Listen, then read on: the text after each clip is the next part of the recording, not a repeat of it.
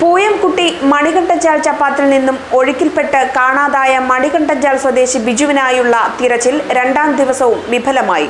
നേവിയുടെ മുങ്ങൽ വിദഗ്ധരും NDRFും ഫയർഫോഴ്സിന്റെ സ്കൂബ ടീമും തിരച്ചിലിൽ പങ്കുചേർന്നു. ബുധനാഴ്ച രാവിലെയാണ് ബിജു ഒഴുക്കിൽപ്പെട്ടത്. മണികണ്ഠച്ചാൽ ചപ്പാത്തിലൂടെ നടന്നു നീങ്ങുന്നതിനിടെ ഒഴുക്കിൽപ്പെട്ട് കാണാതായ ബിജുവിനായി പൂയംകുട്ടി പുഴയിൽ തിരച്ചിൽ ഊർജിതമായി പുരോഗമിക്കുകയാണ്. രണ്ടാം ദിവസമായ വ്യാഴാഴ്ച നേവിയുടെ വിദഗ്ധ സംഘവും തെരച്ചിലിൽ പങ്കുചേർന്നു. ആദ്യ ദിവസം തെരച്ചിൽ നടത്തിയ NDRFും ഫയർഫോഴ്സ് സംഘവും രണ്ടാം ദിവസവും സജീവമായി രംഗത്തുണ്ടായിരുന്നു. 5 സംഘങ്ങളായാണ് തെരച്ചിൽ നടത്തിയത്.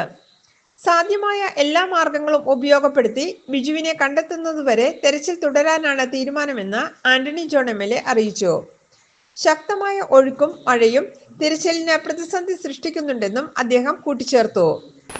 ഇന്ന് രാവിലെ മുതൽ നമ്മൾ കൂടുതൽ ടീമുകളെ നേവിയുടെ ഒരു സംഘവും അതോടൊപ്പം തന്നെ NDRFിൻ്റെ 2 സംഘവും ഫയർഫോഴ്സ് സ്കൂബ 2 ടീമും അടങ്ങുന്ന 5 ടീമുകളായിട്ടാണ് അവിടെ മണികണ്ഠച്ചാൽ മുതൽ കിലോമീറ്ററുകളോടെ അതായത് 13-14 കിലോമീറ്റർ ദൂരത്തിൽ ഈ പുഴയുടെ 2 സൈഡും ഒടുവിലായ ഭൂതത്താൻകെട്ട് ഡാമിൻ്റെ പരിസരത്തടക്കം തെരച്ചിൽ ഇപ്പോൾ പൂർത്തീകരിച്ചിട്ടുണ്ട്.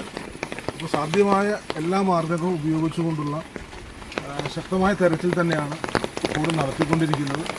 ഇവിടെ ഇപ്പോഴും പുഴയിൽ നല്ല ഒഴുക്ക് ഉണ്ട് എന്നുള്ളതുകൊണ്ട് തന്നെ തെരച്ചിലിന് ചെറിയ പ്രതിസന്ധി നേരിടുന്നുണ്ട്. പക്ഷേ നല്ല ട്രെയിൻഡ് ആയിട്ടുള്ള ടീമംഗങ്ങൾ തന്നെയാണ് ഇവിടെ 5 വിഭാഗങ്ങളായി ഇപ്പോഴും തെരച്ചിലിന് നേതൃത്വം കൊടുക്കുന്നത്. കുത്തൊഴുക്കിൽപ്പെട്ട് ബിജു കൂടുതൽ താഴേക്ക് ഒഴുകിപ്പോയിട്ടുണ്ടാകാനുള്ള സാധ്യത കണക്കിലെടുത്ത് ഭൂതത്താൻകെട്ട് വരെ പുഴയുടെ വിവിധ ഭാഗങ്ങളിൽ തെരച്ചിലും നിരീക്ഷണവും നടത്തുന്നുണ്ട്. വൈകുന്നേരത്തോടെ രണ്ടാം ദിവസത്തെ തെരച്ചിൽ അവസാനിപ്പിക്കും. വെള്ളിയാഴ്ച രാവിലെ തെരച്ചിൽ പുനരാരംഭിക്കും.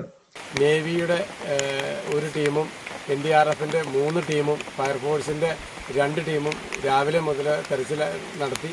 ഇന്നും നമ്മൾ ഉദ്ദേശിച്ച രീതിയിൽ കണ്ടെത്താൻ കഴിഞ്ഞില്ല. നാളെയും രാവിലെ തന്നെ ടീമുകളുടെ തെരച്ചിൽ ആരംഭിക്കും. മഴയ്ക്ക് ശമനം ഉണ്ടായതുമൂലം പുഴയിൽ ജലനിരപ്പിൽ കുറവുണ്ടായിട്ടുണ്ട്. ചപ്പാത്തിലും വെള്ളം കുറഞ്ഞു തുടങ്ങി. എന്നാൽ ഇപ്പോഴും ഇതുവഴി യാത്ര സാധ്യമല്ല. അത്യാവശ്യക്കാരെ വള്ളത്തിലാണ് മറുകര കടത്തുന്നത്. GTV news Pooyamkutty.